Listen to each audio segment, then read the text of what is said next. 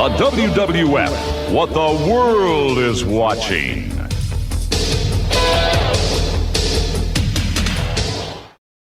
Turn it on and rip the knob off.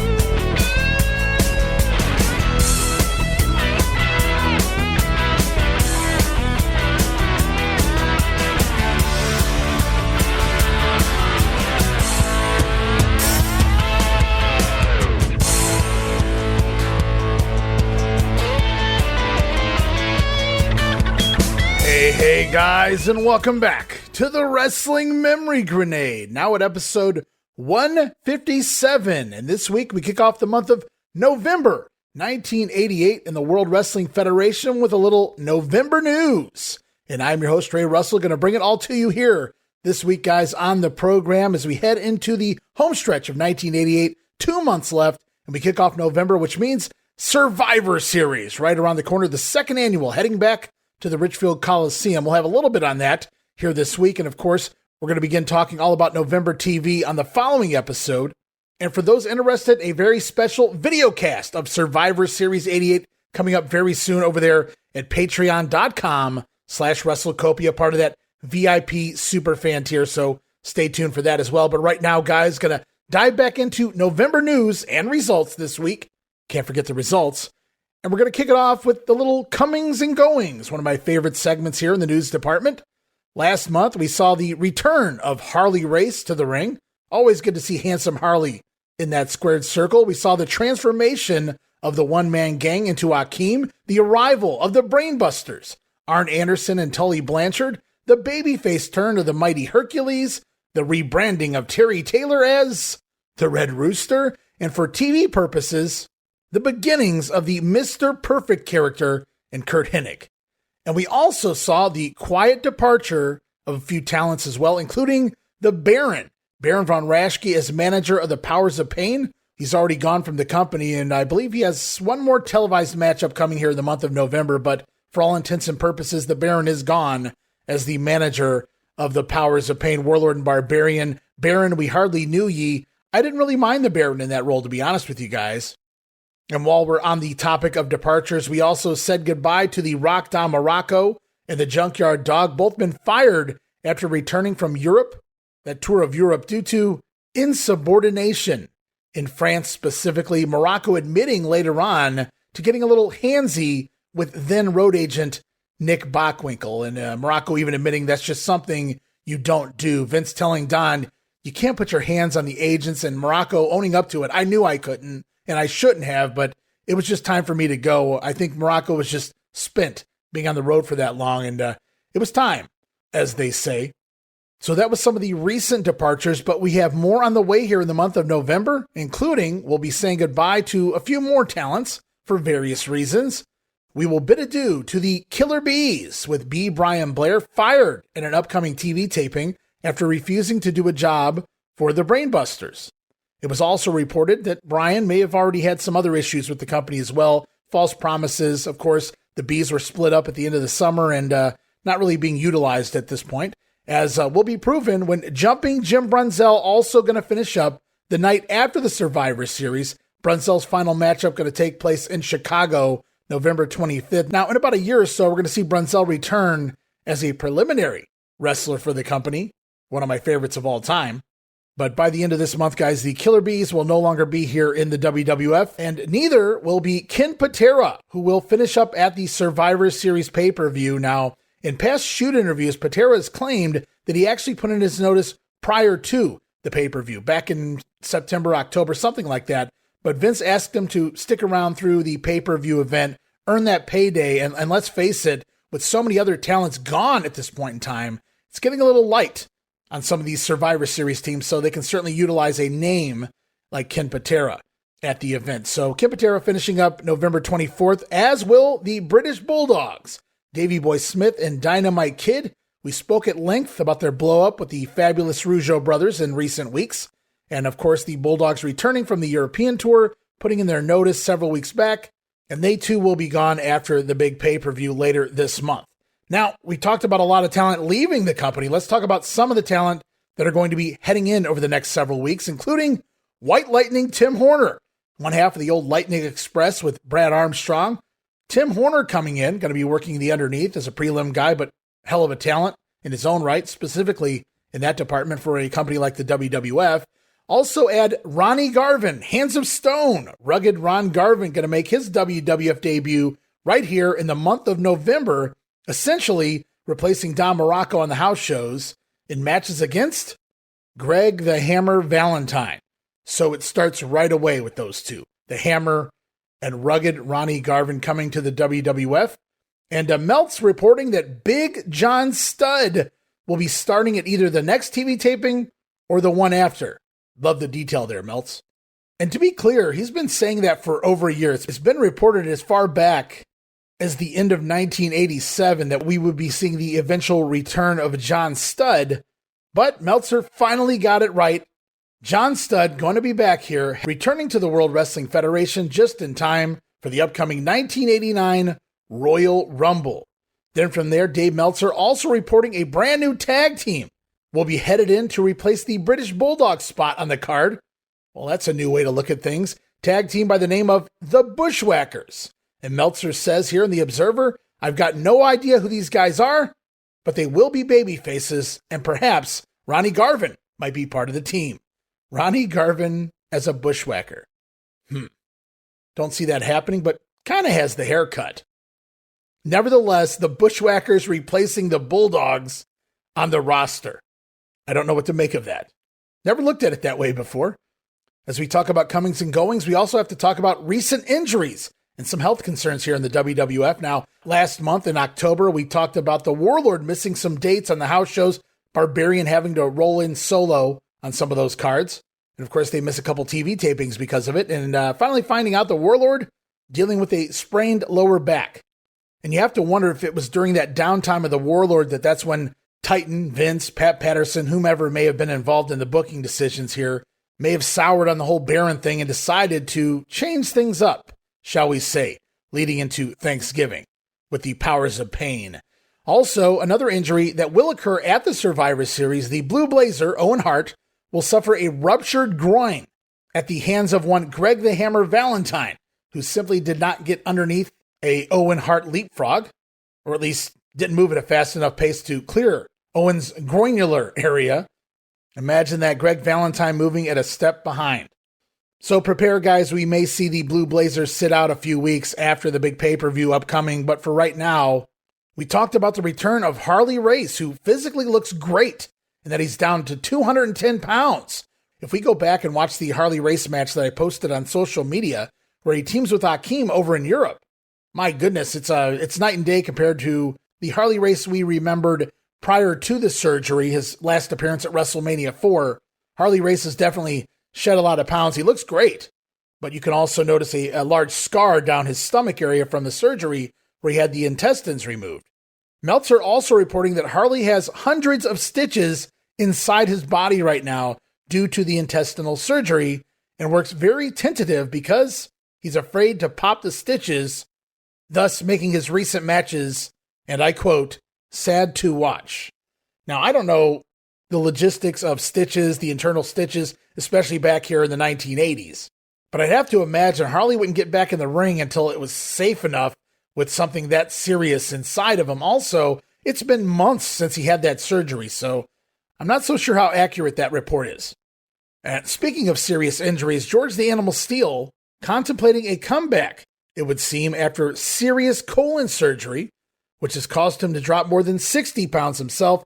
Last time we saw the Animal, I believe he did a TV taping prior to SummerSlam, and George Steele out with a very serious injury that would basically sideline him permanently from a full-time wrestling gig. And in reality, George Steele at some point, I don't know if it was at this point in time or a little bit later down the road, but he's going to actually have a colostomy bag attached to him at one point. So a return to the ring, not very likely for George the Animal Steele. What does that mean for mine? We'll have to wait and see. Last but not least in the rumors department, Dave Meltzer reporting that Leaping Lanny Poffo is the current man up on deck, rumored to be replacing Brian Blair at the Survivor Series as part of Team Jake the Snake Roberts. Now we know it was originally supposed to be the Junkyard Dog. Dog gets fired, replaced by Brian Blair. Brian Blair fired, and as we will find out at the pay-per-view, will be replaced by Scott Casey. It's kind of odd to see the Macho Man as the WWF champion leading into the main event of WrestleMania 5, and Lanny Poffo can't even work as a replacement for a replacement at this point. However, some fun things to come with Leaping Lanny in the new year. Now it's time for Take Two, as in 2 episodes of the Brother Love Show, filmed on back-to-back nights, one night on Superstars, one night on Wrestling Challenge at the TV tapings, going back to the Hulk Hogan beatdown at the hands of the Big Boss Man. Now, reportedly, one night, Hulk Hogan did a stretcher job after suffering the beatdown. The other night, the Hulkster, of course, making the comeback, grabbing the guardrail, which he is handcuffed to, by the way, holding it over his head, grabbing the nightstick from the Boss Man, and chasing the heels away. And, of course, that's the version we got on TV because, of course, we did Hulkster. But they did film a stretcher job, and they decided to go with the one where the hero makes his own comeback. I don't know, the stretcher job would have went a lot further with me, but it is what it is. As Meltzer also reporting once again that Titan going to cut back to 2 shows per night rather than 3, the A, B, and C shows, going from 3 shows a night to 2 shows with the deeper lineups, the more stacked cards, because the shows of late haven't been drawing well, so says DeMeltz. And if you guys recall, Meltzer reporting this about this same time last year as well, and they did go through with it for a little bit here in the winter season, although last year they made up for it by running all those double shots, says Meltzer, and it looks like they don't have double shots scheduled this year leading into the winter months. We'll have to wait and see, because as of right now, I can assure you, at least throughout the month of November, we will be getting 3 shows per night, 3 different troops out there working every night. So we'll have to keep an eye on that, as it's also time for some lawsuit madness. First up, though, King Haku on November 29th will be sentenced to probation on an assault and battery charges stemming from his June 26th altercation in Baltimore, in which he bit a man's nose off. Probation for biting a nose off. I guess the judge took one look at Haku and did the right thing. Then from there, another piece of litigation business here. David Peschel of Warren County, Pennsylvania, reached an out-of-court settlement with the current WWF champion, the Macho Man, over an alleged altercation that took place all the way back in May of 1986, when Peschel claimed he was attacked by Savage when he asked for an autograph. Now, Macho Man did admit to getting physical with Peschel, claiming that he was trying to drive down the road when Peschel kept flashing his high beams and swerving towards Randy's car. And when Savage pulled over, Peschel got out of his car asking for an autograph. Macho Man conceding that there was indeed physical contact involved, but claimed it was nothing more than a mere push. I'm so sure. Well, the passenger in Peschel's car claimed that he slowed down and pulled behind Savage's Mercedes. Peschel then turned on the lights inside of his car and waved the program with the Macho Man's photo on the cover. This just sounds ridiculous. Peschel and crew testifying that Randy Savage turned around in his car and beckoned. He beckoned Peschel to come towards him. History beckons David Peschel. In this instance, Peschel got out of his car, and they claim that Savage grabbed Peschel around the head and threw him to the ground. Yeah, I could see that. But an outer court settlement reached here. You can't have that going on, a lawsuit like this going on when the Macho Man is your WWF champion. So after a couple years, somebody made some money, I'd have to say.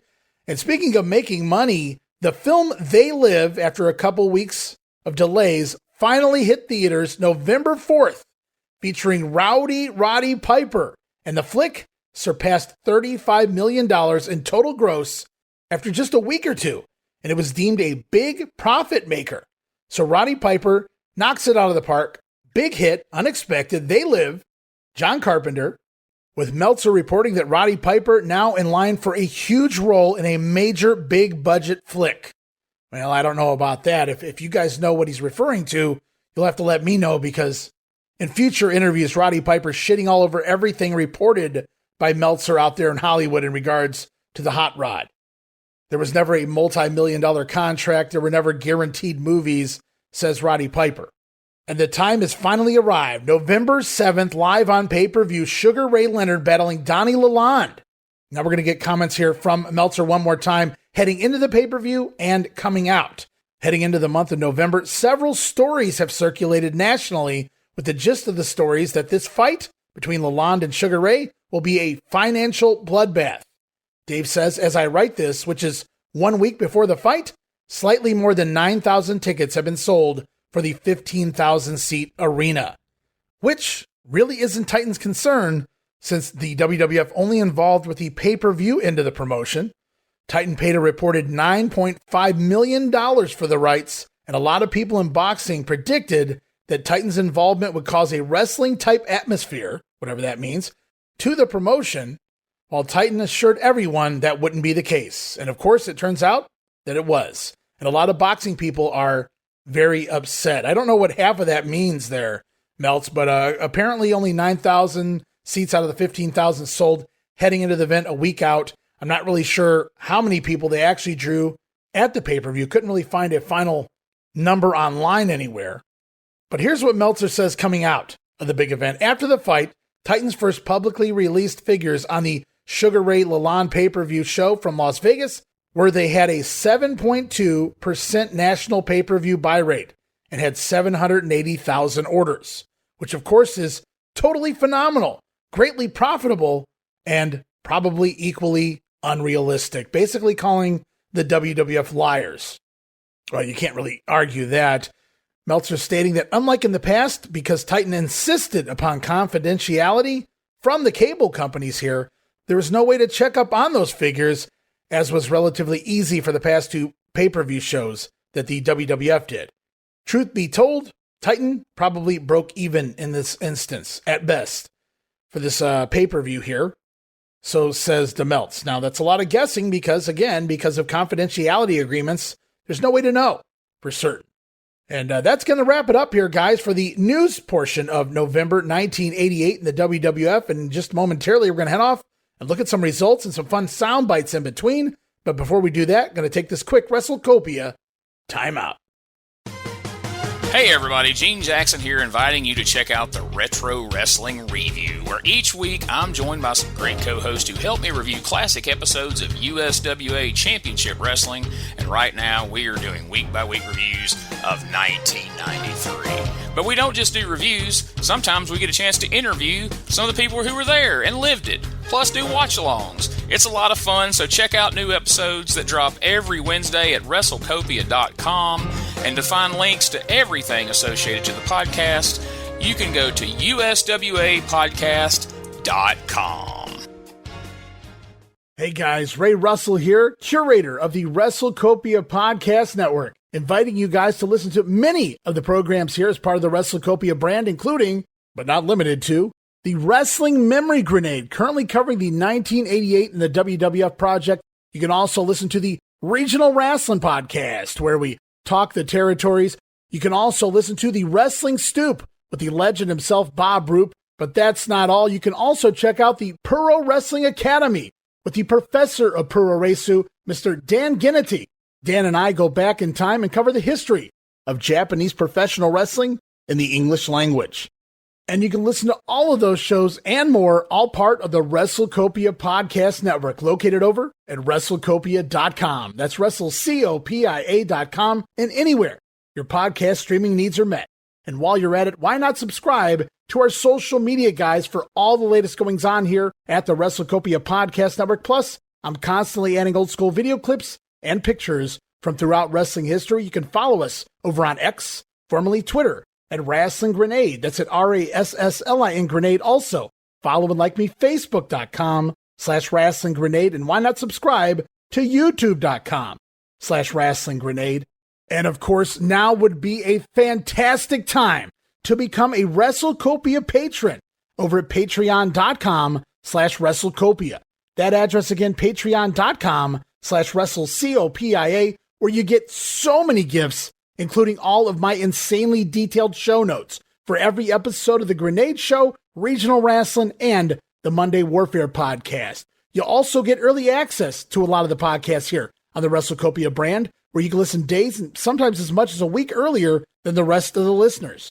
But that's still not all, guys. You also get at least a dozen digital downloads for your viewing and reading pleasure each and every month, plus random bonus video drops, and of course, the Patreon exclusive Watch Along series covering many past WWF and WCW events. And if that's not all, Videocasts, also now a part of Patreon. No subscription, cancel anytime. Give it a try for a month, guys. I think you'll like the content that I offer, and every penny of it goes right back here into paying the bills. So if you're looking to support that next up-and-coming podcast brand, please consider making it WrestleCopia. Help me pay some of the bills to keep the WrestleCopia podcast network and all of the great shows here up and running for the months and the years to come. This is Wrestling Nostalgia, the podcast that dives into wrestling history. Hey, wrestling fans, I'm Dave Dynasty, and if you enjoy podcasts that are knowledgeable and history-driven, then Wrestling Nostalgia is for you. With great guests and fun interviews, there are over 200 episodes in our archives. We chat with several first-time guests and often cover topics not discussed on other podcasts. Look up Wrestling Nostalgia on your favorite podcast platform and visit all of our links at linktree/WrestlePod. That is linktr.ee/RASSLEPOD. And remember, wherever you go, whatever you do, be good, be safe, and keep on growing. And all right, welcome back to the program. The Grenade here, number 157, heading into November results. But before we do that, don't forget to head over to the historyofwwe.com. Great site created by Graham Cawthon, kept up by Richard Land. Click on that 1988 result link and scroll along with me. Got to look at some of the results here for November 88 in the World Wrestling Federation. And it looks like we're going to start here with November 3rd, Glens Falls, New York at the Civic Center. Lanny Poffo over Barry Horowitz. The Red Rooster defeating Ken Patera.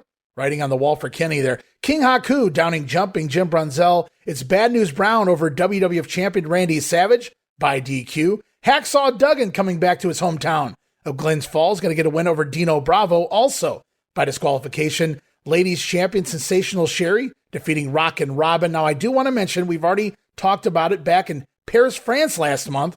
Rockin' Robin captured the WWF Ladies Championship. So Robin is the new women's champion. However, it hasn't aired on TV yet, and thus the title change doesn't exist as of yet. Not until the November 8th primetime, which we'll get to next time on The Grenade. So here on November 3rd, Sherry's still actively the champion because WWF. Also on the card, the Hitman Bret Hart scoring a singles win over Jacques Rougeaus. Raymond Rougeaus out with an injury at this point in time. I believe it was a knee injury. And the $1 Million Man, Ted DiBiase, picking up a victory over the mighty Hercules. Similar card the following day, November 4th, in front of 11,560 fans in Montreal, Quebec, at the Forum. A little bit of a change in the card. Going to see Hacksaw Jim Duggan scoring a win over Bad News Brown. The Hart Foundation battling the Rougeaus brothers to a 20-minute time limit draw. And Randy Savage bringing the WWF title to town. And it is Montreal, so Savage's opponent, Dino Bravo. And the Macho Man scoring a victory by disqualification in a lumberjack match after interference from Frenchie Martin. Interference in a lumberjack match, disqualification. Don't know if I care for that result necessarily, but the Macho Man does retain as we go on to November 5th. Another similar card, going to change up some things once again. Randy Savage this time scoring a victory over King Haku. Dino Bravo defeating Jim Duggan on a countout, and the Rougeaus over the Hart Foundation. The rest of the card stands the same. However, here in New Haven, 7,100 fans out here to see the WWF champion and crew. Not too bad there, Mach. Also, November 5th in the Boston Garden, Boston, Massachusetts, a total of only 6,500 fans out here for this one, which is pretty rough for the Boston market. This show, however, was indeed televised on the New England Sports Network, featuring Rod Trongard, superstar Billy Graham, and Sean Mooney on commentary. What a trio.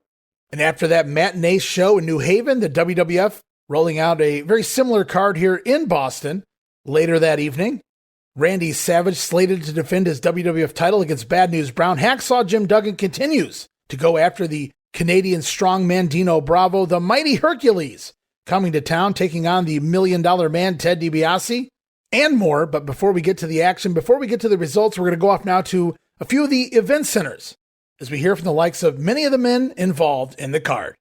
And hello, everyone here in Boston. Welcome to the World Wrestling Federation Event Center. I'm Sean Mooney. There is action taking place Saturday night, November 5th. I'm talking about World Wrestling Federation action at the Boston Garden. And listen to this spectacular lineup. This match had to happen because of recent incidents that have taken place between the Mighty Hercules and the $1 Million Man, Ted DiBiase. They have signed this matchup to take place right here at the Boston Garden. Also, an interesting matchup here. The Hart Foundation, they will face the fabulous Rougeaus brothers, but in singles competition, Bret Hart to face Jacques, and Jim the Anvil Neidhart, he will take on Raymond. Jumpin' Jim Brunzell, he will face the king of the World Wrestling Federation, King Haku. Ken Patera to square off against the Red Rooster. There is more. Hacksaw Jim Duggan. He will face Canada's strongest man, Dino Bravo, in a return title bout. The undefeated Bad News Brown. He will face the Macho Man, Randy Savage. Bad News is standing by with comments. Let me give you a piece of advice, Macho Man. I'm a little surprised, that's right, surprised, because you're not as dumb as you look. When you saw defeat facing you right there, and you felt the power, me coming down on you like the Black Plague, you jumped out the ring, and you hid by Elizabeth. But I got a little piece of news for you. That's right, a little piece of news. This time, anything goes. If you hide outside there and you get counted out, the belt belongs to me. Which I should have had anyway. If you run in the locker room and I go after you, the belt belongs to me. But I guarantee you one thing. When I get you in the middle this time, you're going to feel the ghetto blaster upside that marshmallow head, and you going down like the clown that you are. The man possesses an incredible record. He will face the Macho Man, Randy Savage, for the World Wrestling Federation Championship. In other action, the $1 Million Man, Ted DiBiase, he will meet the Mighty One. Yes, Ted DiBiase, I have been vindicated by the gods from the heavens above. I have been unleashed. Ted DiBiase, when you beat me down on the ground and your sidekick Virgil was kicking me and you were laughing and you tried to make me accept you as my master, you should have known right then and there. You should have seen it in my eyes. Ted DiBiase, there will be no way out for you.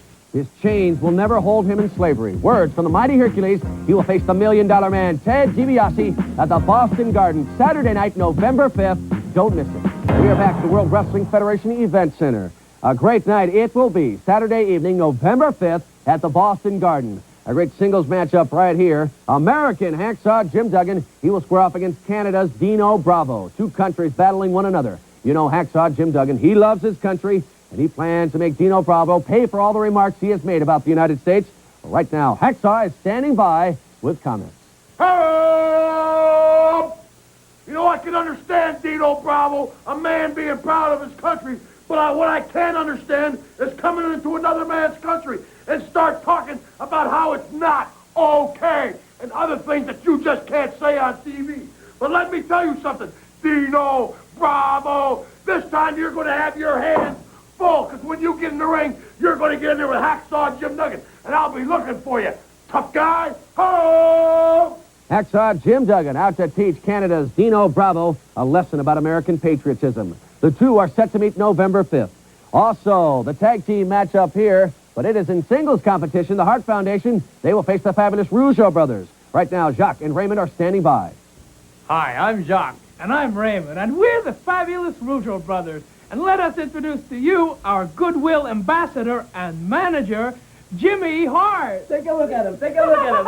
Brand new suit. And I want to thank the fabulous Rougeaus brothers for my brand new jacket. You look fabulous, Jimmy. Anvil, do you think you're going to look so fabulous after you wrestle Ray Rougeau in a single match? You know, Brett Hitman, you got me in a single, and they wondered, why do they call you Hitman Hart? Well, I'm going to tell you why they call you Hitman Hart when I get a hold of you. And just remember, I've told the brothers all I know about you guys. All of your weaknesses and all of your strong Not points. too many, not and too many. just remember, you guys are in a lot of trouble. Jacques and Raymond, they are the fabulous Rougeaus brothers. Jacques, he will take on Bret the Hitman Hart, and Raymond to face Jim the Anvil Neidhart of the Hart Foundation. As you know, the Rougeaus brothers are getting a percentage of the Hart Foundation's stake. Well, it looks as though the Hart Foundation are going to make them earn it. They will meet November 5th. That is Saturday evening at the Boston Garden. Make your plans now. Do not miss your chance to see these superstars of the World Wrestling Federation. Welcome back to the Event Center. A great matchup here between Hacksaw Jim Duggan and Canadian strongman Dino Bravo. It will happen November 5th at the Boston Garden. The great thing about this country, the right of free speech. Well, this man, Dino Bravo, has stretched that to its limits. Hacksaw Jim Duggan, the pride of Glen Falls, New York. Well, I guess you look a little bit like Glen Falls, New York, with your tears coming out of your nose and your eyes looking both ways. But I can guarantee you one thing. I'm going to take you to town. If you are what they call an American hero, you'll wind up an American zero. Because I think Dino Bravo is going to make a USA out of you. You know, it's about time this match came about, you know. I've been waiting for the tough man, Jim Duggan. He's been spreading my name around like I'm yesterday's garbage. Well, Duggan, you're going to face the world's strongest man, whether you like it or not. I hate everything you represent. I don't like your face, and I don't like the United States of America. And let's settle it once and for all, Duggan. Canadian Dino Bravo to face American Hacksaw Jim Duggan. The two are set to meet November 5th. And for the World Wrestling Federation Championship, Bad News Brown in a return title bout with a Macho Man, Randy Savage. Bad News Brown, I didn't know you weren't so bad, yeah. You weren't so bad, were you? You were just bad enough to grab Elizabeth right there, yeah, and get yourself a cheap victory by your hands, yeah. Well, I'm the one that's bad around here, Macho Man, yeah, I'm bad. I'm gonna get you. So what you do, Elizabeth? I'm gonna teach you some manners, yeah, in Harlem also, yeah. All right, there it is, the event center. We heard from the likes of the champion challenger, Randy Savage, Bad News Brown, the mighty Hercules, looking to get his hands on Ted DiBiase. Duggan and Dino continue to have their issues. We also heard from the Rougeaus brothers, who are going into singles competition on this card. And the results look like this, guys. Lanny Poffo scoring a victory over Barry Horowitz in the opener. Red Rooster pinning Ken Patera on TV. The Anvil, Jim Neidhart over Raymond Rougeau. Match goes less than 3 minutes, about 2.5 minutes. I have it clocked in here. And of course, Ray working that injured leg. And so the match going short there. Jim Neidhart picking up a victory. Also on the card, King Haku over Jumping Jim Brunzell. Nice kick to the face. Jacques Rougeau stealing a win over the Hitman Bret Hart. Dino Bravo, sneaky win over Hacksaw Jim Duggan on a countout after distraction from Frenchie Martin. Then from there, the ladies champion for the time, Sensational Sherry, pinning Rockin' Robin. $1 Million Man Ted DiBiase over the mighty Hercules thanks to interference from Virgil ringside. Then the WWF champion, the Macho Man Randy Savage, scoring a pinfall victory over Bad News Brown, but not with the elbow, a simple inside cradle. And it was very important for the Macho Man to score the victory here this time, especially by pinfall, because had Savage been counted out, the rules stated after their last encounter here in Boston, where Savage was counted out while tending to Miss Elizabeth, well, had he lost by countout this time, the coward, the beer-bellied sharecropper, the spineless cockroach, had Savage lost by countout, Bad News would have won the title on that decision. So Randy Savage, not the most definitive wins, but he steals the old Ricky Steamboat page right out of the WrestleMania 3 playbook. Bad News looking for the scoop slam, Randy Savage turning that into an inside cradle and retaining the title. Then the following night, a very similar card to that of Boston Garden, November 6th, Springfield, Massachusetts, Civic Center, 3,100 fans. Little change up this time around. It's Bad News Brown over Savage on a countout. So the story's a month behind here in Springfield, it would seem. Also on this card, Hart Foundation teaming up over the fabulous Rougeaus on a DQ, and Brutus Beefcake added to the tour, scoring a win over the outlaw Ron Bass in Springfield, Mass. As we go on, November 3rd, 4th, and 2 shows on the 5th, matinee and evening shows here. Rapid City, South Dakota at the Rushmore Plaza Civic Center. It's a debut for the WWF in Rapid City, I'll have you know. Also, a debut in Milwaukee, Wisconsin's Bradley Center on November the 4th. Listen to this, 18,662 fans been clamoring, been waiting with bated breath to see the WWF come to the Bradley Center, and wow, that's a hell of a number, 18,000 plus here. Can't wait to see who's on this card. Also, November 5th, 2 shows, Terre Haute, Indiana at the Holman Center, in Champaign, Illinois at the Assembly Hall. 14,000 fans there in Champaign. No, wait, don't want to confuse anyone, but it looks like another similar card November 6th also in Toronto at the Maple Leaf Garden. So tons of shows going on here. Matinee show in Toronto and a evening show in Ottawa, Ontario.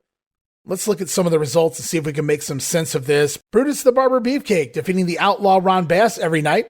Looks like every show but Toronto. Instead, Toronto going to get B. Brian Blair over Iron Mike Sharp.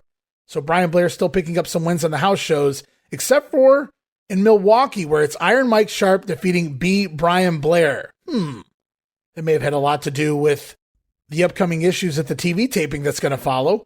Also, every night, Coco Beware over Steve Lombardi. The Brainbusters, Arn and Tully over the Young Stallions. Demolition scoring a win over the British Bulldogs. Dino Bravo over Hacksaw Jim Duggan by pinfall after distraction from Frenchie Martin on the apron.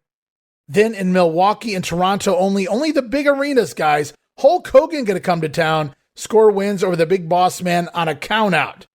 Now those numbers in Milwaukee make a little more sense. The Hulkster coming to town, as well as the tag team champions Demolition we talked about over the Bulldogs, and Intercontinental Champion, the Ultimate Warrior, also on all of these cards, scoring pinfall victories over the Honky Tonk Man, the former IC champ. These matches ruled no disqualification, no countout. So the Ultimate Warrior, he's hardcore. He's hardcore Warrior Man, scoring victories over Honky every night. And now it's by pinfall. So the feud may be coming close to an end at this point in time. The only change-ups I see here are in Ottawa, where the Brainbusters score a victory over Paul Roma and Brian Blair, who is subbing for Jimmy Powers there that night. So Paul Roma and Brian Blair, they might have had something there. Also, later that night, when the Bulldogs don't make the town, Tully and Arn going to double duty. So we already saw him beat Paul Roma and Brian Blair, and now again the Brainbusters out here battling tag team champions Demolition to a double disqualification battle of heel teams. Arn and Tully versus Axe and Smash, battle of the heels here back in November of 1988. Wow. And of course, every night the Warrior pinning Honky Tonk, except for in Ottawa, it's a count-out victory for the Warrior Man. As we roll on, we've got several shows here with these same results, 4 nights in a row, the 3rd, the 4th, the 5th, and the 6th of November. Colorado Springs, Colorado at the Broadmoor World Arena, Denver, Colorado at the Denver Auditorium, Boise, Idaho at the Pavilion, and Billings, Montana at the Yellowstone Metra. And the shows are going to see Mr. Perfect Kurt Hennig over Sam Houston, the Powers of Pain defeat the Bolsheviks. Oh, we're still doing that? Harley Race over Scott Casey. Welcome back, Harley. The Rockers scoring victories over the Conquistadors. Greg the Hammer Valentine picking up wins over Steve Olsonowski. Going to make the rounds here. Somewhere Jamie Ward is happy right now. And Steve O filling in for Don Morocco until Ron Garvin arrives. Also on the card, Akeem was scheduled to wrestle the Junkyard Dog. That would have been some fun times right there. But instead, I don't have his opponent, but Akeem going over in squash matches every night on these house shows. And then the main event going to feature tag team action. Andre the Giant teaming up with Ravishing Rick Rude over Jake the Snake Roberts and Tito Santana on a DQ. All of those seems to be the same main event every night, except for in Colorado Springs, where we get Rick Rude versus Tito Santana and Andre the Giant versus Jake Roberts in singles action there on that loop.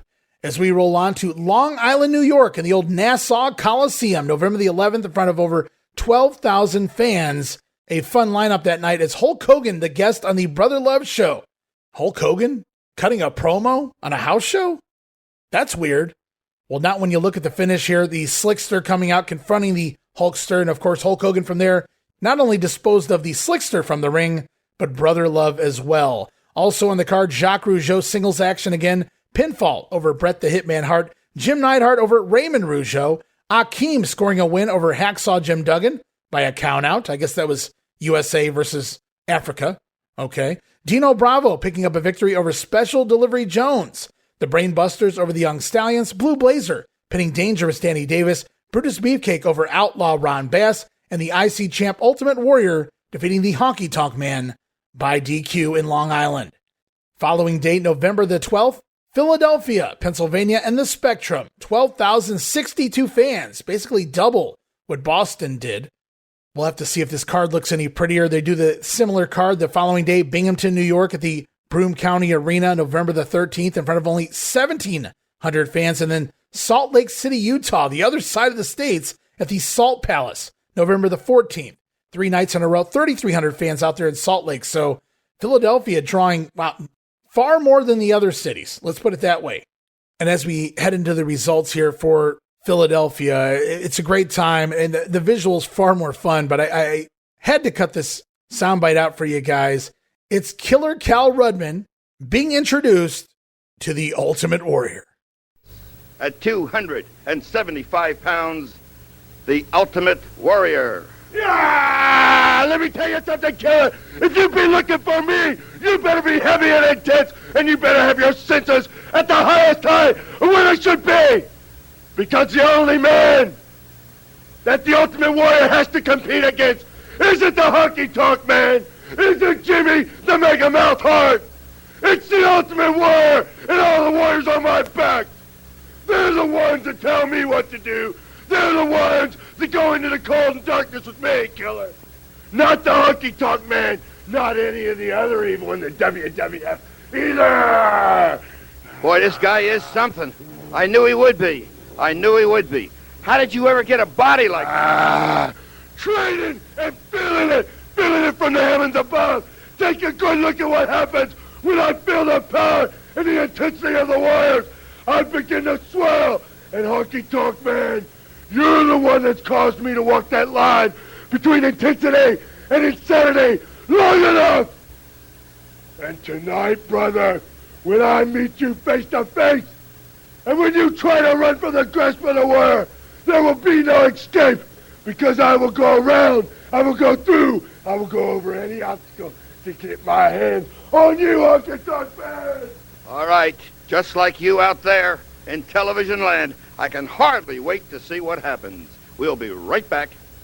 And of course, you best believe this show, televised on the Prism Network, featuring Dick Graham, Rod Trongard, and Lord Alfred Hayes on commentary there to see the Blue Blazer over Danny Davis, the Brainbusters, again defeating the Young Stallions, Dino Bravo scoring a pinfall over Hacksaw Jim Duggan, but only in the Spectrum. In Binghamton, Salt Lake City, count-out victories for Dino Bravo, but a pinfall here on TV at the Spectrum, going to keep that feud going. Also, Brutus Beefcake over the Outlaw Ron Bass, Ultimate Warrior defending his IC title once again successfully over the Honky Tonk Man by DQ, Hart Foundation over the Rougeaus brothers, Akeem scoring a victory over Special Delivery Jones, except for in Salt Lake where it's Akeem over Tony Gurria. I guess SD didn't want to make that flight. Akeem versus Tony Gurria. Somebody find me that on a handheld. And then closing out the night, only at the Spectrum, the Hulkster coming to town, which now explains the difference in the attendance figures. Hulk Hogan scoring a count-out win over the Big Boss Man. Boss Man trying to cuff the Hulkster, but the Big Boss Man winds up getting handcuffed instead to that top rope. Hogan clotheslining Boss Man over the top rope, taking the count-out loss. Hulk Hogan going over there at the Spectrum. As we move off now to results out west, including the 11th, 12th, 13th, and 14th. Similar cards most of the nights. Albuquerque, New Mexico at the Tingley Coliseum. San Bernardino, California at the National Orange Show. All right, matinee show there. Also on the 12th, San Diego, California Sports Arena. And then the 13th, Bakersfield, California Civic Auditorium. And the 14th, it's the WWF in Fresno at the Selland Arena. And the results, they look like this. In San Bernardino, the undercard, Barry Horowitz over Lanny Poffo, Scott Casey defeating Steve Lombardi, and Tito Santana over Harley Race on a DQ. We move on to San Diego and Bakersfield. The card goes like this. San Diego, Tito Santana versus Harley Race. Bakersfield, Harley Race over a young Louis Spicolli. Also, Steve Lombardi defeating Lanny Poffo. That's why Lanny didn't make the Survivor Series. Scott Casey over Barry Horowitz, the Red Rooster. Downing Jumping Jim Brunzell. Bad News Brown pinning Ken Patera. Tito Santana over the Big Boss Man by DQ. In Bakersfield, $1 Million Man Ted DiBiase picking up a victory over the Mighty Hercules. So much for that push. Powers of Pain over the Bolsheviks. And then in the main event, DDT versus the Rude Awakening. Jake the Snake Roberts, DDT and pin on Ravishing Rick Rude. And then the following night of the loop, the 14th, Selland Arena, the Hulkster arrives in town to score a win over the Big Boss Man. Add that to the house show in Fresno. Also during that time period, the 11th, 12th, 13th, and 14th, going out to the Midwest, all the way to the West Coast. La Crosse, Wisconsin, the La Crosse Center. Bismarck, North Dakota at the Civic Center. Spokane, Washington at the Coliseum. And Portland, Oregon, Don Owen Country at the Memorial Coliseum. The card originally scheduled to see B. Brian Blair versus Iron Mike Sharp. The Rockers over the Conquistadors. Mr. Perfect downing Sam Houston. King Haku over Coco Beware. Greg Valentine slated to take on Don Morocco. We know Morocco a no-show. Who was his replacement here? Was it Steve-O? Was it someone else in a preliminary spot? Not entirely sure. Also on the card, Tag Team Champions Demolition over the British Bulldogs, and the WWF Champion Randy Savage somehow retaining his title over Andre the Giant. What a weak card for Randy Savage and Andre. Kind of peculiar, the undercard here for the Macho Man. But they're bringing the title out there to some new cities, or some rare cities for the WWF anyway, as we go on to San Francisco and the Cow Palace, November 15th, halfway through the month. 14,600 fans, more than 12,000 paid, but considered a sellout in San Francisco for a WWF Superstars taping. November the 15th, some of the dark matches going to see Mr. Perfect pin Lee Hansen, King Haku over Eric Sims. Eric Sims, really? WWF Intercontinental Champion, The Ultimate Warrior, over Randy Tyler. That'd be Red Tyler. Brutus Beefcake scoring a victory over Outlaw Ron Bass. And this is kind of peculiar, guys, because during this matchup between the Barber and the Outlaw, a fan will actually enter the ring and had to be dragged away by security. What a random match to decide you're going to run in on. The Barber and Ron Bass. And not even that, a dark match at that. And speaking of dark matches, some really fun ones here on this Superstars taping as we go on. The Rockers over Tag Team Champions Demolition on a countout. Jake Roberts pinning Rick Rude with the DDT. And the Hulkster again defeating the Big Boss Man on a countout here in San Francisco. So talk about bringing the guns, but also some matches taped for Primetime Wrestling. Going to see the $1 Million Man over Tito Santana by DQ. Of course, DiBiase and Virgil outnumbering Santana at ringside and thus eventually provoking the Mighty Hercules out to make the save, thus getting Tito disqualified. Ted DiBiase going to go over there. And then, oh, it happens, guys. Going to air November 29th. Mark your calendars. We're going to be popping this one up, no doubt, on social media. Akeem will dance to the ring with his tag team partners, Nikolai Volkov and Boris Zukov. The Bolsheviks will team with Akeem in 6-man tag team action. Boy, the Slickster has to be proud about this one, scoring a victory over the Young Stallions and Sam Houston. Also to make air December 5th, Primetime Wrestling, Outlaw Ron Bass over Ken Patera. Patera doing those jobs on the way out. In fact, I believe this will mark Patera's final appearance when we get there December 5th. And last but not least, also December 5th, the tag team of the Blue Blazer and Coco Beware, the future high energy. The Blazer and Coco picking up a win over the Conquistadors. Boy, they got some interesting matches upcoming on Primetime. Can't wait for that. As we roll on to the Arco Arena the following day, November 16th, Sacramento, California, 15,900 fans for a wrestling challenge and Saturday night's main event taping. Of course, that SNME going to air about 10 days later, November 26th, after the Survivor Series. And this particular TV taping is where Brian Blair would be fired after refusing to do a job for the Brainbusters tag team. Some of the matches here, dark matches, going to see Sam Houston over Steve Lombardi and Hulk Hogan again defeating the Boss Man, this time by disqualification after the Slickster interfering. But don't worry, guys. The Doctor of Style reportedly took a leg drop. Would have liked to have seen that. Also some matches taped for TV. Primetime Wrestling, November 22nd. Going to see Harley Race return to defeat Alex Knight, but not with the Cradle Suplex. No, that's been gifted to Mr. Perfect with a bridge. Instead, Harley going to return from major surgery to deliver a superplex for the victory. Talk about making a statement, Harley Race. Also for November 29th, primetime, Dino Bravo over Jim Gordman and Stefan De Leon in a handicap match. Really? Dino Bravo's doing handicap matches? Of all the guys on the roster? Really? Give that to the Boss Man or even Akeem. Anywho, also taped for December 4th, All-American Wrestling, and that fits because it's the All-American Boys, the fabulous Rougeaus brothers, scoring a victory over the Young Stallions in quick fashion. That's going to conclude the TV tapings here in November to be aired later in the month and heading into December.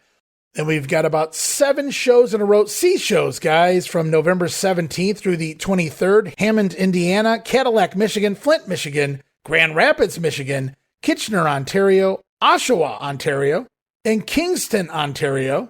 The numbers I have here are not pretty. A lot of them drawing around 2,500 fans. Grand Rapids drawing a little more, 4,300, but they were out there to see Jake the Snake Roberts over ravishing Rick Rude with the DDT in Grand Rapids. So they do about double the number because that's the only night that features Jake Roberts and Rick Rude on the tour. Every other night, this is what the fans got. Sam Houston over Steve Lombardi, the Red Rooster defeating Scott Casey, Ronnie Garvin finally making his appearance here in the WWF. Ron Garvin going to double countouts with Greg the Hammer Valentine, Powers of Pain over the Bolsheviks, Tito Santana defeating King Haku by DQ, Fabulous Rougeaus over the Hart Foundation, and Brutus Beefcake pinning the outlaw Ron Bass. Well, I do like the Harts and Rougeaus, and okay, you get that surprise appearance from Ronnie Garvin, but you don't know that walking in. So 2,500? That sounds about right for these shows here. As we continue on back to the West Coast and back to the Midwest, in fact, November 17th and 18th, from Los Angeles, California in the Sports Arena in front of 10,000 fans over to the Kiel Auditorium the following day, St. Louis, Missouri, in front of 9,600 fans, which is reportedly a sellout for the Kiel November 18th. So about 10,000 fans both nights. Going to see what the cards are. But first, we go back to LA, backstage to Gorilla Monsoon, who's going to talk with the likes of the $1 Million Man, Ted DiBiase, talking about the upcoming matchup between Hercules and the bodyguard Virgil. We're also going to hear from Bobby Heenan and his Brainbusters about their upcoming match with the Young Stallions. And Jimmy Hart and the Honky Tonk Man have an upcoming match, no disqualification, against the IC champion, the Ultimate Warrior. Gorilla Monsoon for Z Channel once again here in the locker room area with two individuals who really have their work cut out for them here tonight in the Los Angeles Sports Arena. The bodyguard. You know, Virgil, I never really liked that terminology because to me, you're a stooge. You better direct it at me, Monsoon, and I really don't care what you or anybody else thinks. He don't talk. He does what I tell him to do. And stooge. That's why he's a stooge. Like I was saying, Hercules, the reason that I'm not climbing in the ring and dirtying my hands with you is because you are my slave, and I would not scared to death. I am not afraid of anybody, Monsoon. This is my interview. Would you let me talk? No, this is my interview, and I'll talk when I want to talk. I will not dirty my hands with you, Hercules. The bottom line is this. I give credit where credit's due. You're a big, impressive man. You're a very strong man, or I wouldn't have taken a second look at you to begin with. But the bottom line is you've got a Cadillac body and a Volkswagen brain, and that's where I come in. Under my tutelage, under my direction, you could be the greatest star that ever was in the World Wrestling Federation. And as my slave, you will be. And it's only a matter of time. You, Monsoon, and everybody else knows that when it comes down to it, I always get what I want. It's just a matter of time. And tonight, Virgil here is going to beat some sense into you, slave. Do you want the money back from Heenan? I don't want the money back. I want my slave. You're bought and paid for, and that's why you belong. It's all going to happen in just a little while. Gorilla Monsoon here in the interview area with Bobby the Brain Heenan, along with the Brain Busters, the latest acquisition to the Heenan family, Tully Blanchard, Arn Anderson. Perhaps you two gentlemen will be able to do what no one else has ever done for the Heenan family, and that is bring some gold. You know, Gorilla, I've seen you many months, week on end, giving the Brain a little bit of harassment about not having a tag team. Well, he has went and got a tag team, the best tag team ever in professional wrestling. Title, history. Too, is what I'm... Oh, the title is going to be well in the bank. It's like a gold check. Arn, would you consider the Young Stallions, the opposition here tonight in the sports arena, would you consider them a stepping stone for you guys? Well, Gorilla, you don't look ahead. They're a fabulous team. They train in that gym. Conditioning is a key. They're as good an athlete as there is in the WWF. But you look around the WWF, and the thing about it is parity is prevalent. You got 10 teams that at any given point can rise to the top and become champions. So Bobby Heenan had to look real close and look real far to find a team that could come in and make impact, sudden impact right away. So if you look at the Stallions, you got to decide one thing. Are they the future, or do we step over them to renovate ourselves to the future? I want to tell you one thing. Go ahead. What do you want to say? I never really looked that far. I only looked in one direction. Sure, I found what I wanted. Never had a title. No sense looking any farther than that. Bobby the Brain Heenan looking for championship material in tag team action. We'll be right back. What is it? Gorilla Monsoon here for Z Channel with the Colonel, the mouth of the South, Jimmy Hart, and the former, or should I say X? Just say the greatest intercontinental heavyweight champion of all time. Say that, please. I didn't say that. Everybody I said out there knows X sounds so permanent. Oh, yeah, it sounds permanent, but not for long, Mr. Monsoon. Not for long. See, it's no time limit, no disqualification, no count out. There must be a winner tonight. Everything goes when the whistle blows. Everything goes, oh, yeah, when the whistle blows. When the whistle blows, the honky-tonk man will again be the intercontinental heavyweight champion. I think this is kind of a chintzy way for you to get another crack at the title, don't you? Well, hey, they just line them up and I sign them. I don't care what kind of match it is because it's my belt and I'm getting it back. I want to know if you're going to sing everyone. I'm going to sing. And you, don't you, if they hung you for being a good singer, they hang an innocent person. What? What song did you ever sing? What song did you ever write? This is the greatest Intercontinental Champion of all time. He'll go in the ring. When he comes out, I promise you, he'll be the next. Perhaps we will have a newly crowned Intercontinental Champion. Perhaps history will be made right here in the Los Angeles Sports Arena. And perhaps it will happen. The Ultimate Warrior will bury you once again. He won't bury anybody. He can't bury anybody. He don't know how to bury anybody. If anybody's going to get Honky's excited. The Colonel's excited. You can bet the Warrior will be excited. We'll be right back.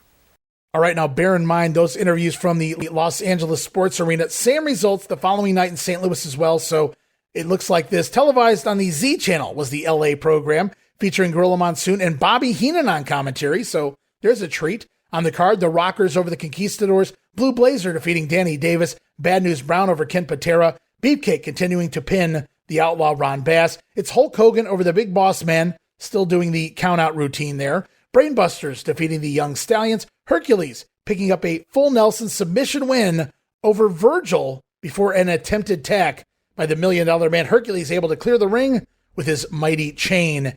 And then in the main event both nights, no disqualification. In Los Angeles, the Ultimate Warrior over the Honky Tonk Man by pinfall. However, the following night, not as lucky. It was not a no DQ stipulation, and thus, imagine that, the Honky Tonk Man getting disqualified after interference from Jimmy Hart. The Warrior going over both nights, however, as we continue on November 19th and 20th. Similar cards to LA and St. Louis, except no Hulk Hogan, which means the card going to be changed mightily here. No Hogan and Boss Man on the show. So instead, 3,000 fans out on the 19th in Wheeling, West Virginia at the Civic Center. And then November 20th, Hershey, Pennsylvania. Of course, the Hershey Park Arena with no Hulk Hogan on the card. It's the Big Boss Man scoring wins over Hillbilly Jim. What a replacement. Also on those cards, again, it is not no disqualification, so it's the Warrior over Honky Tonk by DQ. That continues. And instead of Virgil there in Hershey and Wheeling, it's actually Ted DiBiase manning up and stepping in the ring, stealing wins over the mighty Hercules. And it appears we have a stretch of shows from the 17th of November through the 22nd. Very similar results in Tucson, Arizona, Nashville, Tennessee, Knoxville, Tennessee, Winston-Salem, North Carolina, Fayetteville, North Carolina, Columbia, South Carolina, and Greenville, South Carolina. So we go from Nashville and Knoxville up there in the old Tennessee territories to Crockett Country here in the Kakalakis. Very similar results most of those nights. Going to see Dino Bravo pin Jim Duggan after interference from Frenchie Martin, or distraction from Frenchie anyway. Lanny Poffo over Barry Horowitz. Demolition defeating the British Bulldogs. The Rougeaus over the Hart Foundation. Harley Race defeating Iron Mike Sharp. Okay. Mr. Perfect Kurt Hennig downing Coco Beware. WWF champion, the Macho Man Randy Savage, defending and retaining his title over Andre the Giant. No doubt a count-out or disqualification involved there. Now, we don't get the Macho Man and Andre every night. In fact, they miss the Fayetteville and Columbia shows, and instead replacing Savage and Andre in the main event, Jim Duggan back out to win a 17-man battle royal. Trying to send the fans home happy there with a battle royal. Hacksaw Jim Duggan going over after doing the job to Dino Bravo earlier in the night. And then the following date, November 23rd, after all of that, it looks like the Macho Man has found a new troupe to tour with. It's the WWF champion Randy Savage again taking on Andre the Giant. Also on the card, Hacksaw Jim Duggan defeating Dino Bravo in a flag match. The mighty Hercules over Bodyguard Virgil. Now announced as the women's champion, Rockin' Robin scoring a victory over Sensational Sherry, and Bad News Brown over Ken Patera in Dayton, Ohio, the Hera Arena.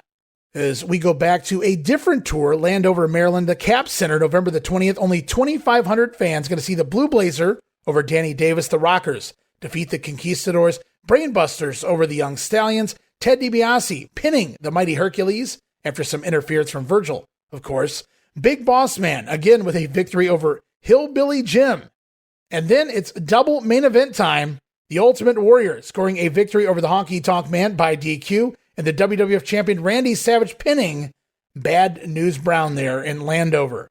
November 21st and 22nd, respectively, Buffalo, New York, and Erie, Pennsylvania. Going to see the cards of the Blue Blazer over Danny Davis. Bad News Brown again defeating Ken Patera, Rockin' Robin, the new ladies champion, over Sensational Sherry. Brainbusters continue to put down Paul Roma and Jimmy Powers. Big Boss Man over Hillbilly Jim. Do any of those matches exist? I'd like to see one of those. Maybe not. Hercules, again, defeating the Bodyguard Virgil with the Torture Rack Backbreaker. Jake the Snake Roberts over Rick Rude with DDTs. And the Ultimate Warrior pinning the Honky Tonk Man there in Buffalo and Erie, PA. As we continue on to November 23rd, Cincinnati, Ohio. Riverfront Coliseum, 6,500 fans. Similar card, going to shake it up a little bit here with Hulk Hogan headlining. Only 6,500? Wow. Shame on you, Cincinnati. Blue Blazer again over Danny Davis. Rockers over the Conquistadors. Mr. Perfect defeating Coco Beware. Hillbilly Jim finally scoring a win just in time for the big pay-per-view, Hillbilly. It's Hillbilly Jim over Jose Estrada. Brainbusters defeating the Young Stallions. Jake Roberts pinning Ravishing Rick Rude. The Warrior again scoring a win over the Honky Tonk Man. And Hulk Hogan here in Cincy over the Big Boss Man by countout. Just a day out from the Survivor Series. November 24th. No days off back then.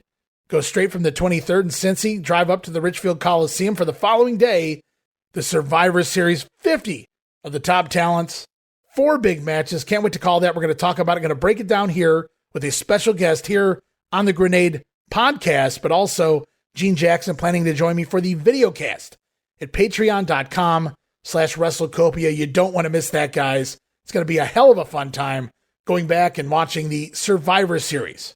Coming soon to the VIP Superfan tier on Patreon as we roll on post-Survivor Series. Let's see how things shake out here. The C-Shows. Remember, no more Ken Patera, no more British Bulldogs.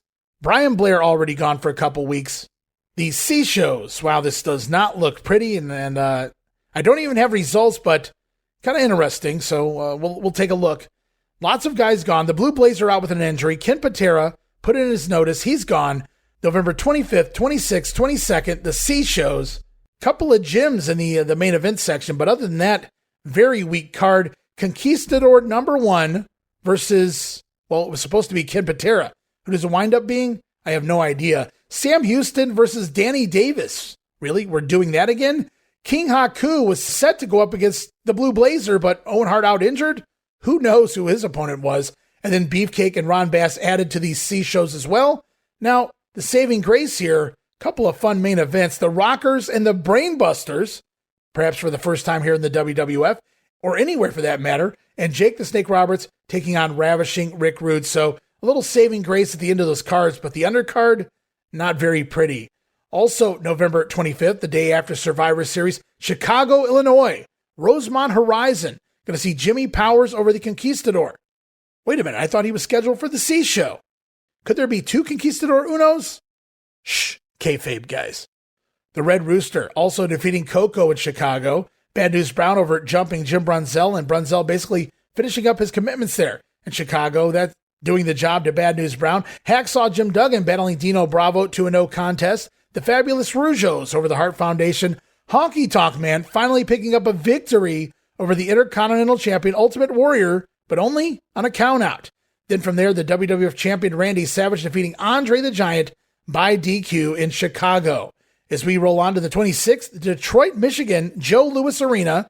Jimmy Powers again over the Conquistador. Boris Zukov defeating the Shadow. So you got to wonder, was Conquistador Jose Estrada, or did Jose Luis Rivera work double duty here? Because we know Rivera was one of the Shadows in the past.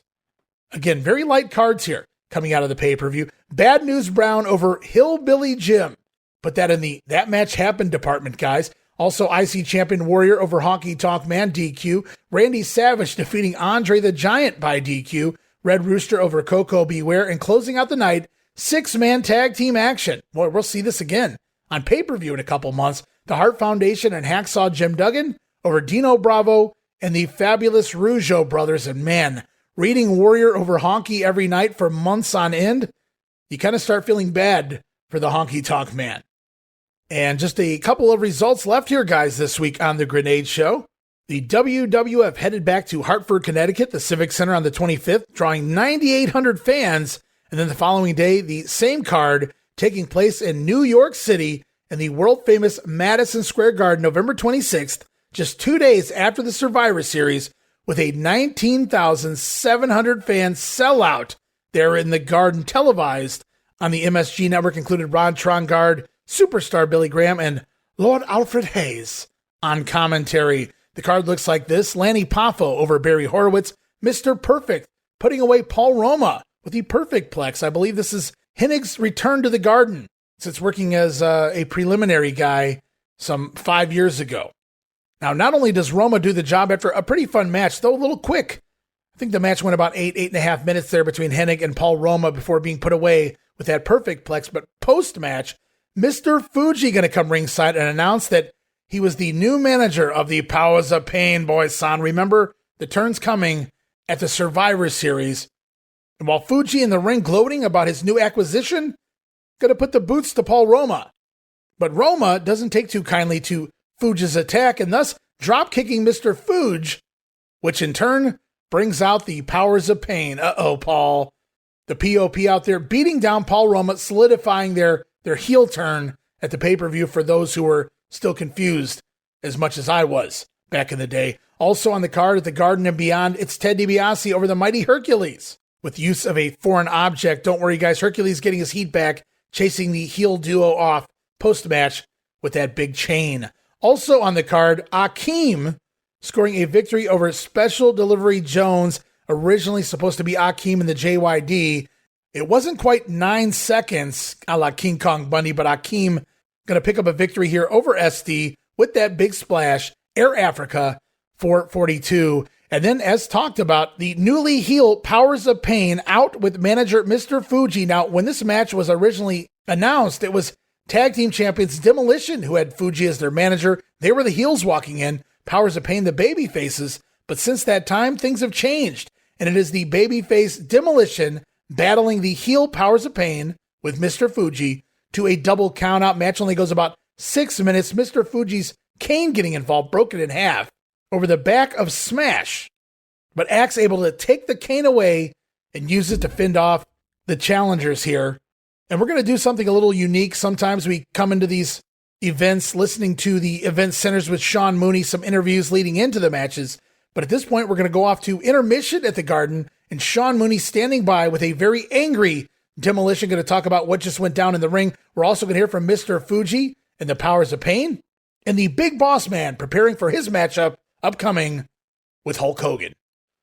Now, the interview area, action smash of Demolition was what's left of this incredible match we just saw. Gentlemen, tonight you indeed proved you could do without Mr. Fuji, but yet not a satisfying victory. If you do indeed get another shot into the Powers of Pain, will you do it differently? Well, you know we're going to get another shot. And you know why? Because of you, Fuji the Stooge.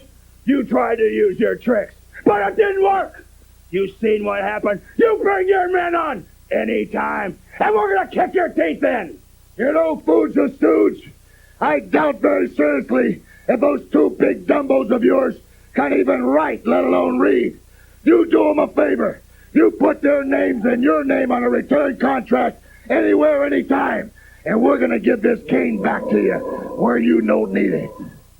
Joining me now, the Big Boss Man, along with his manager, the Dr. Style Slick. Everyone has been waiting for this matchup tonight between yourself and Hulk Hogan.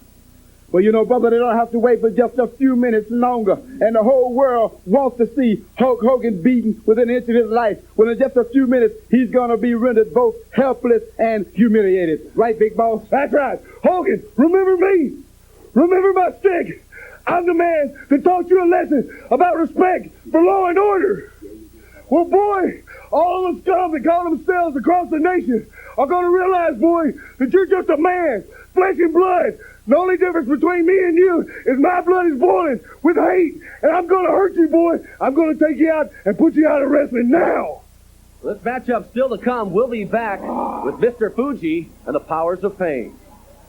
The Pain, along with their new manager, Mr. Fuji. And Mr. Fuji, the wrestling world, still shocked at the events that took place at the Survivor Series. Tonight, you said you would take this team to the World Wrestling Federation Tag Team Championship. It didn't happen. That's okay.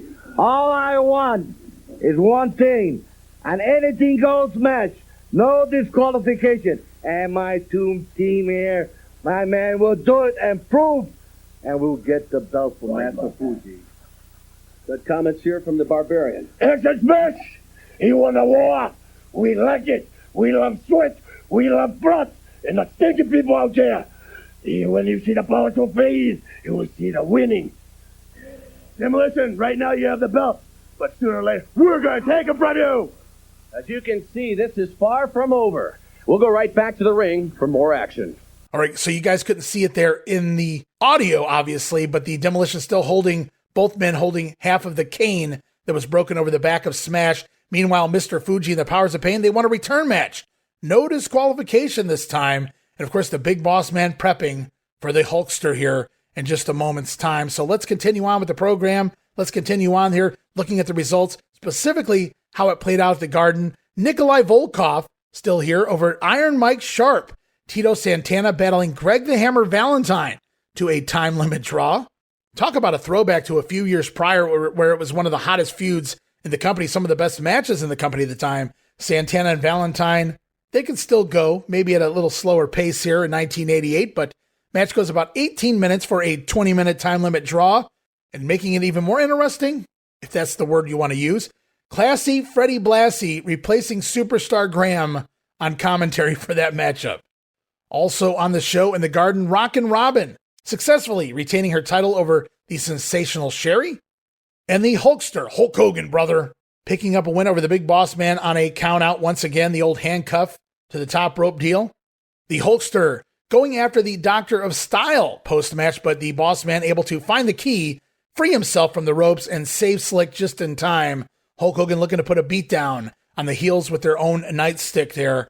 The feud will continue on between the Big Boss Man and Hulk Hogan, no doubt about it. As we conclude the Madison Square Garden card, we're going to go back to Sean Mooney at the end of the event. We're going to hear from the loser in the ladies' match, the Sensational Sherry.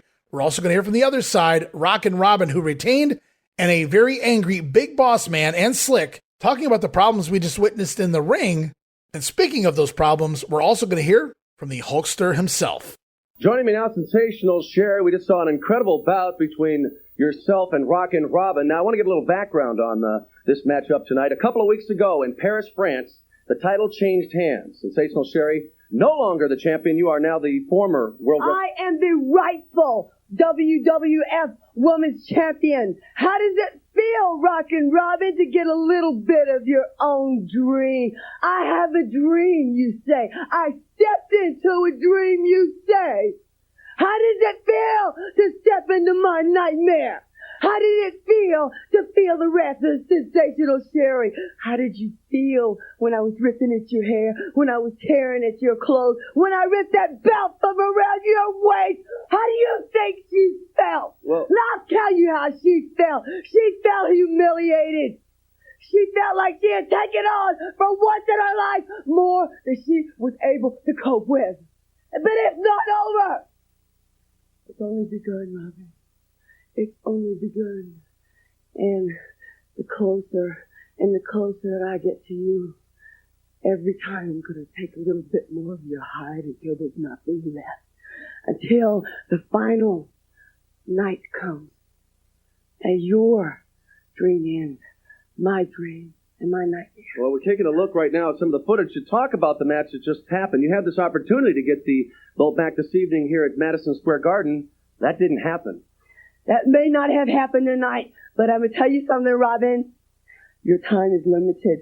It's very limited because you're going to be mine. And when I get finished with you, there's going to be nothing left. And I mean nothing. Well, that's words from Sensational Sherry. We'll hear from the New World Wrestling Federation champion, the women's champion, Rockin' Robin. I've also been informed that Hulk Hogan is going to be here to speak with us. We'll be right back after these messages.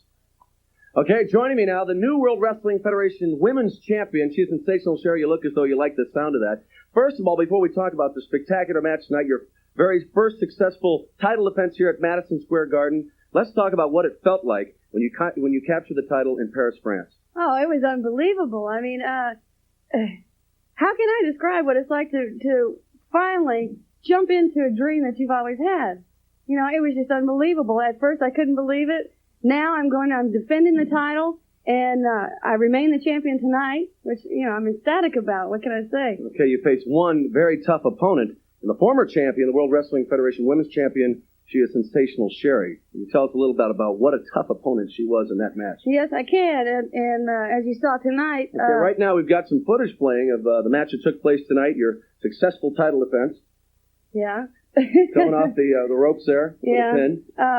I think I happened to catch her off guard there, which I'm really lucky about. Now, as you notice, she caught me off guard in the very beginning of the match. So, it just proves to me I'm going to have to watch all sides. I'm going to have eyes in the back of my head, so to speak, because I know what kind of tough fighter she is, and I'm just going to have to look out for her. It looked as though early in the match she caught you off by surprise. You mentioned that a little bit earlier. Did it take you a while to get going before you really showed what you could do out there? Oh, yeah. It was like a brick in the back of the head. So, I'm sure she would have used it if she had. Yeah, I'm sure she would have, too. The only thing you can do is just try to get yourself together and, continue the match. And like I said, at the end, I was lucky to pull off a pin. And I'm going to continue to do the best I can to keep this title. Like I said, I'm not going to let it end now. Okay, comments here from the new World Wrestling Federation Women's Champion. She is Rockin' Robin, successful here in her first title defense at Madison Square Garden. Well, joining me now here in the interview area, the Doctor of Style and Slick and the Big Boss Man. Now, a lot of talk going into this matchup, but it didn't exactly turn out the way you had planned, Boss Man. Wait a minute, let me start out talking, brother, because I want to get one thing perfectly clear. I don't care how much money it takes. I don't care how long it takes. I want to go on record right now as demanding that there be a rematch between the Big Boss Man and Hulk Hogan. Now, let me tell you something. Hogan, tonight, nothing was settled and nothing was proved except one thing, and that is that by far the Big Boss Man has proven to be your biggest challenge. Now, let me tell you something, Hulk Hogan. I have to give credit where credit is due. So far, you're the only one who's been able to semi-resist the Big Boss Man's onslaught. But remember, Hogan, persistence will overcome resistance. And like all the rest, brother, down the line, you're gonna fall to the Big Boss Man's onslaught. Because he is big, he is bad, and he's got exactly what it takes to put down the likes of you. Well, Big Boss Man, I'd like to get your comments on... Let me tell everybody, all the fans, everybody, whether the WWF sanctions it or not, there will be a rematch between me and Hogan. Whether it be on the street, in a bar, in an alley, anywhere. Hogan, nobody ever changed up the Big Boss Man. I've never been changed up in my life. I've run across men like you before, boy, that had great spirit, great will, who didn't want to be broken. But I've broken every man I've faced. I've taken them down. I've filled their lives with misery. And I'm going to fill yours with misery, boy. You don't ever stand up to me like that again. Cause the Big Boss Man will live and be the leader and an inspiration for justice. And my leadership and my rules will be followed to the T. And I'm going to hurt you, boy. I'm going to put you out of professional wrestling. And I'm going to end your career for all the fans and all the scum that consider you their hero. I'm going to find out you're nothing but scum and a dog. Well, Big Boss Man, quick question. How'd the handcuffs feel? Not a good question. And now the whole world knows, after watching some 20, 30,000 live in Madison Square Garden, you cannot chain Hulkamania down. All the evidence was laid out, little dude. We had the slickster there, guilty as charged. The Boss Man was backpedaling, his deposition, everything was a lie, man. And when I backed him into a corner, I passed sentence on the dude. But with 20,000 plus Hulkamaniacs, it's kind of like a hung jury, like they need to go back in the chambers, man, to deliberate. And all I got to say, man, is if I get a chance to get the Boss Man on the witness stand, if the promoters of the WWF deem it a rematch, what do you think would happen this time, little dude, if I had the Boss Man right in Madison Square Gardens and all my Hulkamaniacs said guilty as charged? I think you might settle this one once and for all. Well, you better swallow that canary, you little punk man, because if something happens that I find out you're on the boss man's side, you'll be charged guilty too. And all I got to say, New York City, boss man, the New York Supreme Court has a new judge in town, man. Right from the center of Madison Square Garden. Next time, dude, boss man, the sentence ain't gonna be no gas chamber, ain't gonna be no electric chair. It's gonna be a lifelong dose of Hulkamania. What you gonna do when the Hulkster runs wild on you? Comments from Hulk Hogan in this matchup with the Big Boss Man. Well, no doubt about it. By the way, it sounds we're going to get a lot of rematches in the upcoming weeks and months between Rockin' Robin and Sherry, the Big Boss Man, and Hulk Hogan. And hey, even Demolition and Powers of Pain begins. And we're going to have another similar card the following night in Indianapolis at the Market Square Arena, November 27th. Basically the same exact results, except for a couple of changes. Instead of Akeem going over on Special Delivery Jones, it's actually Nikolai Volkov scoring a win over SD in Indianapolis. Also, Hercules defeating Virgil by submission here. So it's not DiBiase and Herc in Indianapolis, rather Hercules getting a win over the bodyguard Virgil. And one last pair of results here at November 27th, matinee and evening show. 4,000 fans in Rochester at the War Memorial, and then later that evening, Syracuse, New York at the Onondaga War Memorial as well. Going to see the Red Rooster over Jimmy Powers. Bad News Brown put away Coco Beware. Fabulous Rougeaus over the Hart Foundation. Intercontinental Champion Ultimate Warrior pinning the Honky Tonk Man. It's Dino Bravo over Hacksaw Jim Duggan. Boris Zukov scoring a win over Iron Mike Sharp. No thanks. And the Macho Man Randy Savage defeating the African Dream Akeem on a couple of shows there closing out the month of November. Whew. And for most of November, it felt like par for the course, more of the same as we're winding down a lot of feuds. We're starting to build new ones, especially coming out of the pay-per-view. The most prominent being, of course, Hogan and the Boss Man and the Powers of Pain and Demolition. Not too far behind. You have to figure Jake Roberts going to start working Andre the Giant fairly soon on the house show circuit as well. So lots going on here in the WWF and heading into the home stretch indeed. Only one more month of news and results to look at. But before we get there, we've got a lot to get through here in the month of November. Of course, 4 weeks of TV, another edition of Saturday Night's Main Event on the horizon. And last but certainly not least, it's the Survivor Series, pal. Survivor Series 1988, just a few weeks away here on The Grenade. Want to thank everyone for tuning in once again to The Grenade Show. Hope you enjoyed the sound bites, the promos, the interviews. Feel bad for Cal Rudman and his run-in with the Ultimate Warrior. Talk about an odd pair there. But that's going to wrap it up for this week as we kick off the month of November TV. Next week here in the 1988 in the WWF Project, we're going to see the syndicated debut of one Mr. Perfect Kurt Hennig, who will appear not only on Superstars, but Wrestling Challenge as well. Looking forward to that. And we continue the build towards the Survivor Series, all the angles and storylines going on. And of course, as we just talked about recently on Saturday night's main event, the brand new upstart feud between Jake the Snake Roberts and Andre the Giant, no doubt going to be a focal point moving forward. So lots to get into next time around, guys. Appreciate you guys so very much. Reminder, you guys can go check out all the great podcasts over at WrestleCopia.com and everywhere you listen to your podcasts. Be sure to DM me, drop me a line over on X at Wrestling Grenade. Also, Facebook.com/Wrestling Grenade. Over 30,000 followers and counting right now at Facebook. You be one of them too. Then from there, there's always YouTube.com/Wrestling Grenade. Another place you guys can not only listen to the podcast, but you can actually watch the Retro Wrestling Review videocast with Gene Jackson and the P3 Radio Boys. If you really need to get a hold of me, there's always WrestleCopia@gmail.com. You can find all of our merch. Yes, we have merchandise here at WrestleCopia. And you can find it over at tpublic.com/WrestleCopia. Everything from shirts to hats to mugs to magnets and everything in between.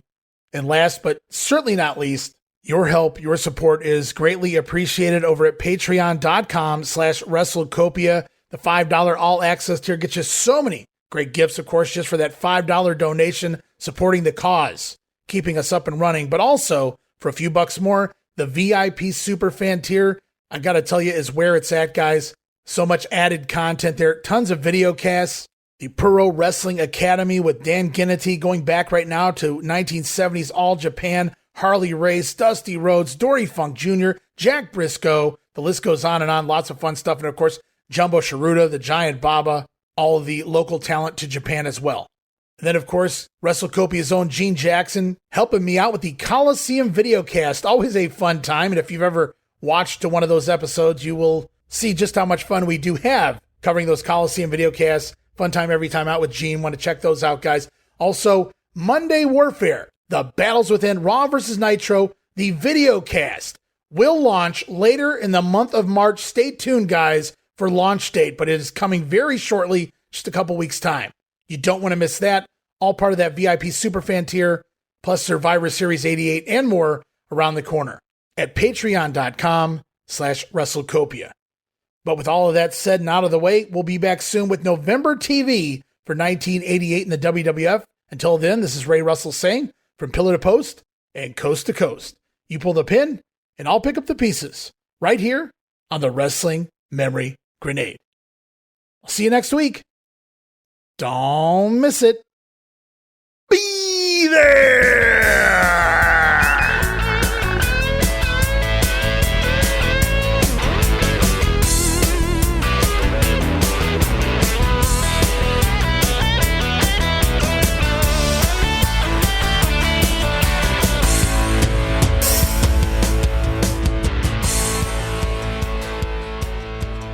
The Ultimate Warrior. Yeah! Let me tell you something, killer. If you've been looking for me, you better be heavy and intense, and you better have your senses at the highest high of where they should be. Because the only man that the Ultimate Warrior has to compete against, it's the Ultimate Warrior, and all the warriors on my back. Boy, this guy is something. I knew he would be. I knew he would be. And the thing about it is, parity is prevalent. You got 10 teams that at any given point can rise to the top and become champions. So Bobby Heenan had to look real close and look real far to find a team that could come in and make impact, sudden impact right away.